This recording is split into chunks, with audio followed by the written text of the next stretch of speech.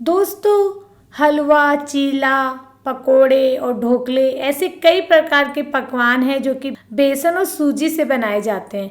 कई बार तो हम अपने पसंदीदा चटपटी चीज़ों की कल्पना इनके बिना कर ही नहीं सकते। पर क्या सूजी और बेसन का सेवन हर स्थिति में और हर समय फायदेमंद है? दरअसल कुछ लोग बेसन और सूजी को खाने के बाद पेट फूलने, एसिडिटी और बदहजमी की शिकायत करते हैं। साथ ही जिन लोगों को इनसे एलर्जी होती है वे कुछ अन्य लक्षणों को शिकायत करते हैं। असल में बेसन और सूजी खाने के नुकसान हैं जिन्हें अक्सर हम पहचान नहीं पाते। दरअसल होता ही है कि बेसन और सूजी दोनों ही फाइबर और प्रोटीन से भरपूर होते हैं। जब हम इन्हें ज़्यादा मात्रा में लेते हैं तो ये हमारे मेटाबॉलिज्म को प्रभावित करता है और नॉर्मल चीज़ों की तुलना में इन्हें पचाने में ज़्यादा समय ले लेता है। तो आज हम आपको ऐसी 5 स्थितियों के बारे में बताएंगे जिनसे आपको बेसन और सूजी लेने से बचना चाहिए। सबसे पहले कब्ज होने पर। कब्ज की समस्या से ज़्यादातर लोग परेशान रहते हैं और बेसन व सूजी का सेवन इस परेशानी में और बढ़ा सकता है। दरअसल बेसन फाइबर का अच्छा स्रोत होता है और अगर फाइबर का सेवन अधिक मात्रा में किया जाए तो यह पेट के लिए हानिकारक हो सकता है, क्योंकि इससे आपको कब्ज की समस्या हो सकती है। होता यह है कि बेसन एंटी न्यूट्रिएंट और शरीर के बाकी न्यूट्रिएंट्स के अवशोषण को नुकसान पहुंचाता है। साथ ही इसके साथ पर्याप्त मात्रा में पानी ना पीने से शरीर में पानी की कमी पैदा हो जाती है, जिससे मल सूख जाता है और कब्ज की समस्या हो जाती है। ऐसी ही कुछ सूजी के साथ है। सूजी पानी सोखने लगता है। जब आप इसे ज़्यादा मात्रा में खाते हैं तो ये पाचन क्रिया को बांधने लगता है और कब्ज की समस्या हो जाती है। 2, एसिडिटी और ब्लोटिंग में। बेसन और सूजी खाने पर बहुत से लोगों को एसिडिटी और ब्लोटिंग की समस्या होती है।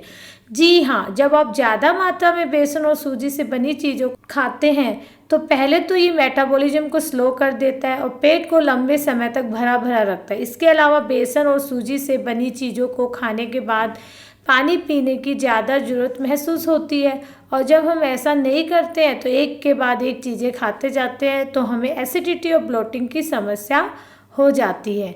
तीसरा, खाली पेट बेसन और सूजी का सेवन कई तरह से फायदेमंद नहीं है। दरअसल पहले तो ये पेट के पीएच और स्तर को बिगाड़ता है। दूसरा, मेटाबॉलिज्म धीमा करता है और दिन भर की भूख को रोक देता है। साथ ही सुबह सुबह भारी मात्रा में इनका फाइबर और प्रोटीन लेने से सुस्ती महसूस होती है और दिन भर आलस महसूस होता है। इसीलिए सुबह सुबह खाली पेट बेसन और सूजी से बनी चीज़ों की जगह रागी और ओट्स से बनी चीज़ों का खाना ज़्यादा पसंद करें।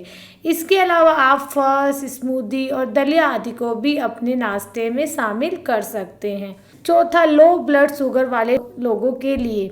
सूजी फाइबर से भरपूर होती है जो ब्लड नियंत्रण के लिए आवश्यक पोषक तत्व है। फाइबर आपके रक्त प्रवाह में कार्बोस के अवशोषण को धीमा कर देता है और भोजन के बाद ब्लड शुगर के स्पाइक्स को नियंत्रित करने में मदद करता है। इसी तरह चने का बेसन डायबिटीज वालों के लिए फायदेमंद है, क्योंकि इसमें भी फाइबर है जो कि ब्लड शुगर को संतुलित करने में मददगार है। पर जिन लोगों को लो ब्लड शुगर की समस्या होती है उन्हें इसका रेगुलर सेवन करना शरीर में कई सारी अन्य परेशानियों को जन्म देना है, जैसे कि चक्कर आना, ताकत की कमी और काम करने में परेशानी आदि। 5वां, एलर्जी होने पर। अगर आपको गेहूं से एलर्जी है तो आपको सूजी से बनी किसी भी चीज़ का सेवन नहीं करना चाहिए। ऐसे में आपको पित्ती, नाक बहना, छींकना, पेट में ऐंठन, मतली, उल्टी, अस्थमा जैसे लक्षण महसूस हो सकते हैं। वहीं कुछ लोगों को बेसन से एलर्जी होती है जिससे खाने के बाद त्वचा पर लाल चकत्ते और पित्ती आदि की समस्या होती है। तो दोस्तों, उम्मीद करती हूँ अगली बार आप जब भी सूजी और बेसन का सेवन करेंगे तो मेरी इस राय को याद रखेंगे और मानेंगे। Thank you. वीडियो को ज़्यादा से ज़्यादा लाइक, शेयर और चैनल को ज़रूर सब्सक्राइब करें। Thank you.